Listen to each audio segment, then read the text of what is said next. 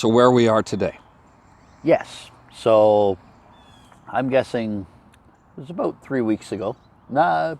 Yeah, maybe a month. Yeah. With everything going on with COVID-19 and the borders being shut down, obviously travel should only be essential at this point. Yep. And My company shut down 3 weeks ago. right, so Adam's been off again, and And this time there isn't a temp agency to go to and just get a job, Right. right? Like the world has changed. right, and so with that, we've taken into consideration that cross-border travel Oh. is not going to be a thing of luxury for quite some time. We have nobody in the world knows what travel is going to look like. No, exactly. And I assume that as borders start opening up, it's going to be essential only. Yeah. Right. And here we are in April, and we're not even supposed to travel within our city, right? Yeah, Like yeah, unless we're it's just essential. we're just on the cusp of this, and Yeah. and you know, fingers crossed, we all come out of this as a society and as a world okay. Yeah. And we will, but at the end of the day, we have no idea what that's going to look like. No. So we started looking at, is the lap a viable thing to even think about for this year? And there's a bunch of realities. The travel itself, the borders. Right now, the Canadian dollar has taken just a huge crap kicking. Yeah. And we did the math and said, somewhere around a 75-cent dollar, we can make this work. Right. A 69 or 70-cent dollar, we can't. No. The buying power just isn't there. No.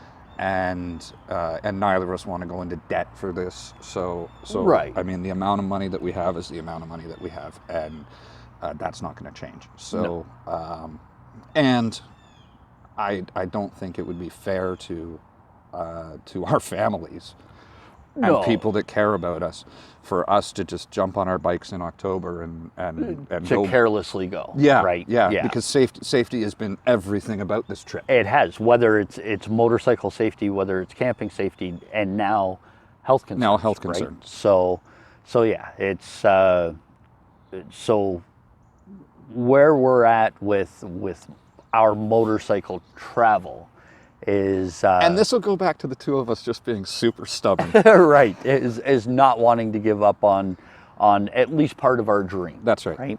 Right. So what Adam has spent the last 3 weeks designing is an East Coast trip within Canada. Again, this will all be pending travel restrictions. Absolutely. and responsible travel and all of that. We may be stubborn, but we're not idiots. We're not stupid. Yeah. We may not be good at a lot of things, but we're pretty good at being safe. Right. And so I'm going to let Adam. So I looked at all of Canada and went, hey, let's go coast to coast. Yeah. And then realized that I would say best case scenario, we're looking at a July or August before travel would even be considered safe. And I might be optimistic on that. Yeah. Yeah. Right. Yeah. Like there's so much uncertainty. That's right. So. So the plan right now is to take 6 to 8 weeks this summer or fall, depending on again how Departure everything time. works. Yeah. And really go out and enjoy the beautiful country that we are so incredibly privileged to live in, and go do some classic destinations within Eastern Canada. Yep. And also some Some. not so. Yeah. Some yeah. not so classic. And Adam's had time on his. I've had a lot of time on my hands, and I've been able to do a lot of research. So I'll put up the map and you'll have a pretty good idea. But basically, we want to stick with the concept of the lap. Yes. So we're going to do a lap of Eastern Canada, and it will involve going up through. We're going to start and stop in Barrie. Yeah. So yeah. our start and stop will be in Barrie, Ontario, and the reason for that is because thanks to Christine, we met some amazing people, just some phenomenal people in Barrie, and so as sort of a salute to Christine, we're going to tip a glass with her friends in Barrie to start and stop the trip. Yeah, yeah. But the plan is to head up to. We're going to hit Quebec City, go up to Gaspé, then down through into New Brunswick, Fredericton, go into PEI, and then down into Halifax, go up to Cape Breton Island, ride the Cabot Trail, which would be absolutely amazing, and then take the ferry over to Newfoundland, go to St. John's, which was on our original list. Yep, it was. And that's where things start to get less touristy.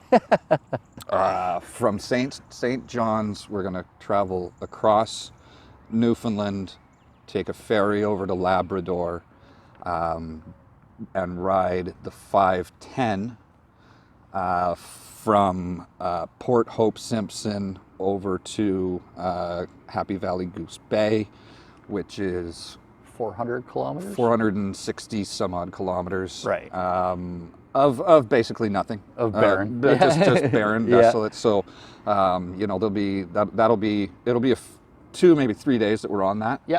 And just some crazy wilderness camping, and we'll have to take extra fuel with us. Yeah. So then we're going to go from Goose Bay over to Labrador City. And then down to, and then basically down through northern Quebec, down to the St. Lawrence again, and then cut back up into really northern Quebec over into, and I know I'm going to say this wrong, Waswanapi, maybe. And then cut over to northern Ontario, go over to Timmins, and then make our way back down. So overall, it's about 10,000 kilometers. It's easy to get excited about it. Yeah. The apprehension of not being able to set a kickstand update. Yeah. But that is what it is. It's a sign of the times, We've right? dealt with that before. We have. And yeah, just have an adventure.